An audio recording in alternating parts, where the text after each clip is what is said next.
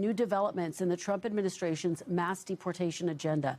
The government is now looking at purchasing warehouses like the ones designed for clients like Amazon and retrofitting them to serve as detention facilities for immigrants before they're deported. That is according to a Department of Homeland Security official, a White House official, and another person familiar with these plans. Joining me now is NBC News senior Homeland Security correspondent Julia Ainsley with that exclusive report.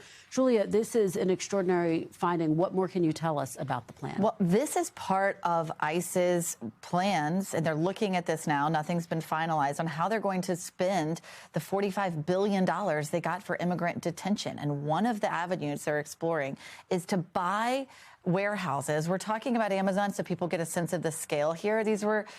Developers build these warehouses and they want companies like Amazon to come along and buy them. In this case, we understand a lot of these warehouses weren't purchased. And so now the federal government wants to come around and purchase them in order to house immigrants. I've been told they would be mega detention centers, and they want to position them in the south of the country in states like Texas or Louisiana, where they would be close to the airports that deport immigrants. Just for scale, the average Amazon warehouse is about 800,000 square feet.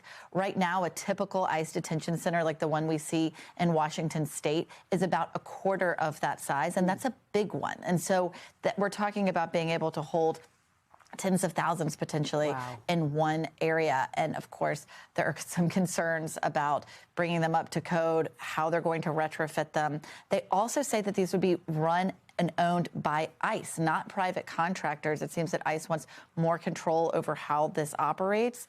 But of course, this is one plan that they're looking into. I'm told it is not in its infancy, but has not yet been finalized. Well, I mean, to that point, Julia, you talk about how complicated it would be to retrofit one of these warehouses. What might the timeline be if and when there's an actual green light to move forward? So, yes, I think they would have to make that acquisition. As we said, it is moving forward, but it's not been finalized.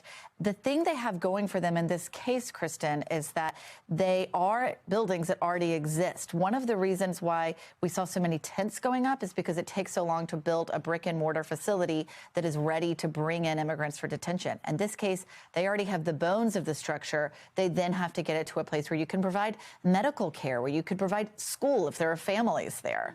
These are all things that have been required from court mandates of what you have to do to be able to detain immigrants, to have security staff. So yes, that would definitely take months to get it up to that speed. But we've seen some of these places like Alligator Alcatraz or Guantanamo come online seemingly overnight. Wow. All right. You always bring us your exclusive news. Always have fun with you, Kristen. Yes, thank you. Thank you for being here. We really